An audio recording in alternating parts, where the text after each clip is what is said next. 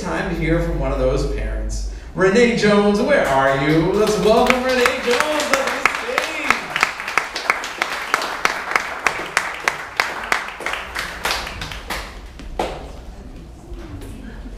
Good evening. I have to do that one more time. That's called getting the nerves out. Kind of like Coach here, I had this thing that I told David I was gonna come and talk on because I thought that it was important to talk on it based on the theme. But then on yesterday when I saw the reminder that I was supposed to be here and I hadn't written it, I kind of switched gears and decided to speak on something totally different. And in going inside my mind and trying to figure out what to do, I kind of approached it the same way I approach most things, which is in a linear direction. I start defining things and trying to figure out what things really mean so that I can then expand from there. And so I go, of course, to the internet and I look up responsibility. Well, I mean, I'm supposed to talk about personal responsibilities, so I guess I need to know what it is, beyond the fact of what we think we know it is. And so the dictionary gave me this definitive answer saying that it was the fact of having a duty to deal with something. That's what I said. Okay, so I thought about it and I said, well, okay, the duty to deal with something. Duty to me means being obedient, obeying something. And I started thinking within myself, well, what exactly do I think personal responsibility is being obedient to? And my response to myself was being obedient to your inner voice, being obedient to your dreams, being obedient to your desires, to your passions that you possess inside. And so as I expounded on that, it made me come to the thought of what my actual story is today. And now I'll share that with you. So now, kind of like our board member here, I'm going to take you on a journey, my journey. At the ripe age of 6, I came up on a stage. Yeah, I was nervous a minute ago, but I've been on many stages. And when I came up on that stage at age 6, I was asked by my teacher to portray Althea Gibson. You know, for Black History Month, you know how they do it. You be this and you be that, and so Althea Gibson was the one I was supposed to be.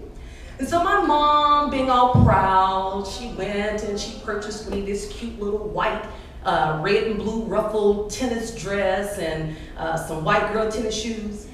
Y'all know what those are, right? Okay, all right, I'll just make sure. Well, she bought me some fresh white kids, and then the teacher gave me a tennis racket. And so there I was on the stage posed because I was going to be Althea Gibson. And nobody could tell me that I wasn't Althea Gibson. I looked like her. I had on the tennis dress and the shoes. I felt like her because I had the tennis racket in my hand. And so I began to act like her as I demonstrated for the program my interpretation of Althea Gibson, the first Black woman to advance in the sport of tennis. That's right, kiddos. Before Serena and Venus, there was another. All right, so, more than one, that's right. And after, maybe, I don't know. Virginia. Virginia who? Tennis expert. I forget her last name, but the Virginia. We'll talk afterwards and I will look her up. There I was, bitten by the acting bug. And I wanted to act for the rest of my life, and there I was doing rhetorical speeches and everything else. So then I move on, and now I'm in middle school. But unfortunately, the middle school that I went to, they didn't have theater. So I was like, now what am I gonna do? I wanna be on the stage. I like being on the stage. So I became your disco queen. All That's right. right. I was the disco queen. And there I was doing all of the flips and the spins and the twirls, and he would lift me up and turn me around and I'd split, those things like that. I was loving disco. That was my thing. And then it was time for high school. So high school, of course, did have a theater club or theater class. And of course, without any doubt, that's what I had to do. I got into theater. Now, you know I had to have some skill in it because remember, I started when I was 6. And there I was going to the theater tournaments at Plano East, little old girl from Oak Cliff. Oak Cliff, that's my hood. And there I was, and I was standing in front of the judges. My particular fields were, all of them actually. I did dramatic interp, I did monologues, I had my duets, etc. So here I am standing in front of the judges for one day, one of the competitions, and we hear this loud commotion outside. And so we all turn towards that direction, and we see these little heads peek through the door. And because they saw eyes looking back, they quickly slammed the door, and all we hear is, "She's here, she's here, she's here!" They were talking about me because I was someone to reckon with, in the sense that every competition that I went to, I came back first place. That's just who I was since the age of 6. Well, now it's time to graduate. I'm a senior. I gotta figure out what I'm gonna do with my life. And so I decided, well, there's nothing else I can do with my life. I have to perform. So I go to my theater teacher, Miss Johnson, and I tell her, I say, look, I've got to get in Juilliard. Like, you gotta help me get into Juilliard. So she says, okay, well, let's put together a tape. We put together a tape of one of my monologues that I had done and won first place on, and I just knew that I was a shoo-in. Not. To my disgrace, to my disappointment, the life was sucked straight up out of me because I was not accepted into Juilliard. And now, I no longer want to perform. I became disobedient to my dreams, to my desires, to my passion. I became very irresponsible. So I decided, okay, time to go off to college. What am I going to do? Now I had a math teacher, Mr. David Cole. He comes up to me because he sees me crying one day. And he says, what's the matter? I tell him, I don't know what I'm going to do with my life. He says, oh, there's plenty you can do. He says, you know, computers are the thing of the future. And you're good at math. I mean, you have an adeptness for numbers. You should go into computers and make that your future. I said, well, I guess you're right. I might as well. So there I go off, hauling myself to UT Austin to major in computer science. The artist in the cold lab making flowcharts in Pascal.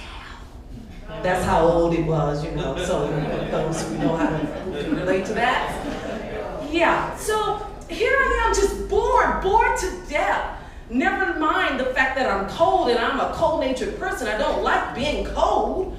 So I just woke up one morning and I decided, no, I cannot do this anymore. I'm not going to do this anymore. What am I going to do?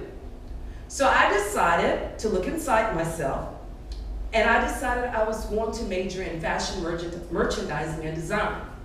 Because in high school, besides theater, I was quite the fashionista, as they say now.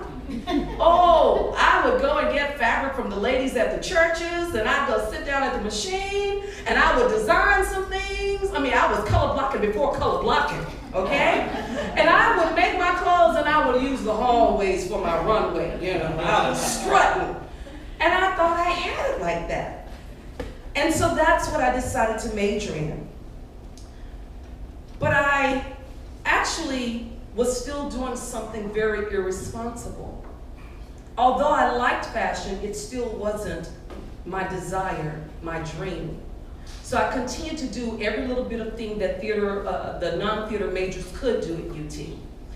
And then I also branched out into fashion. I mean, I did fashion shows in Austin, fashion shows in Houston, and I really was good at it. I was good at computer science too, I just couldn't do it.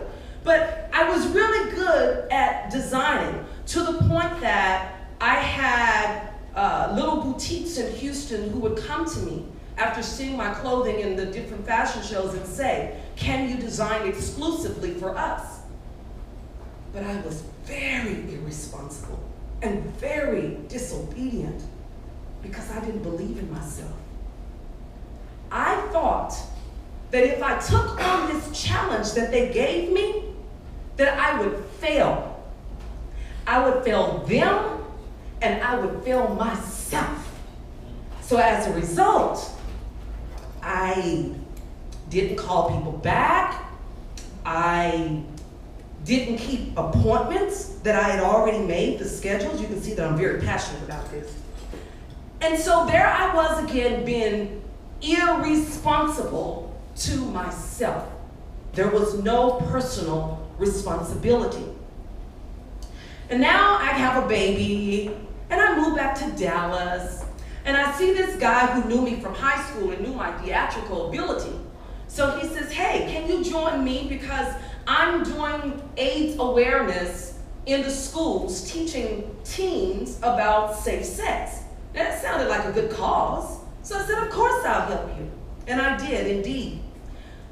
In working with him, I began to meet other actors in town.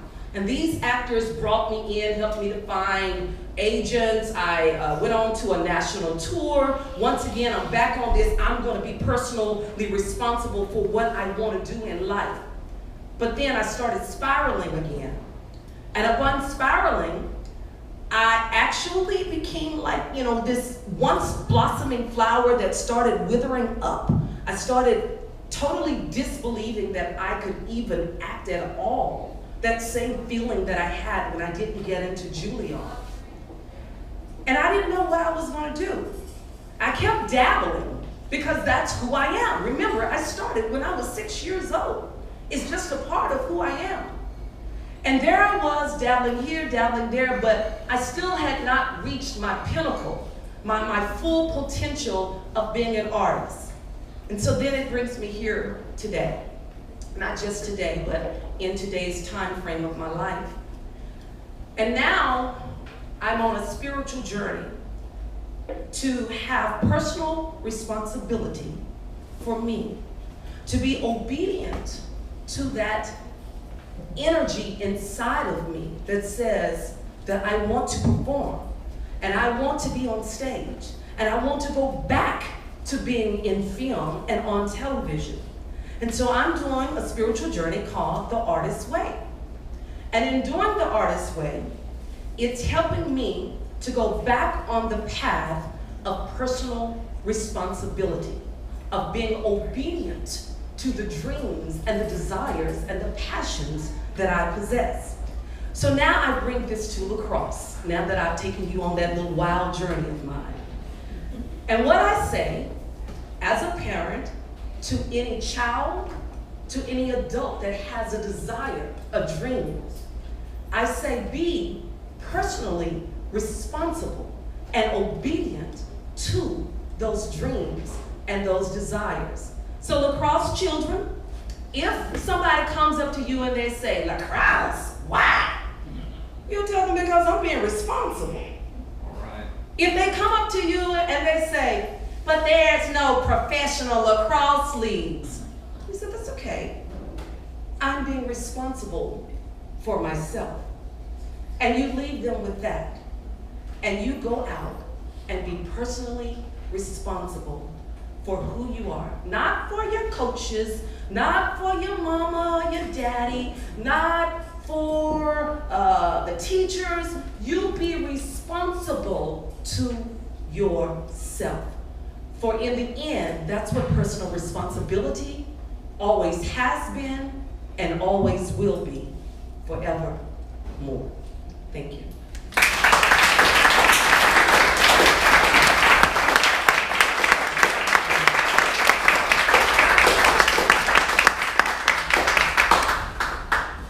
Thank you so much for coming up on the stage and sharing your story, Renee.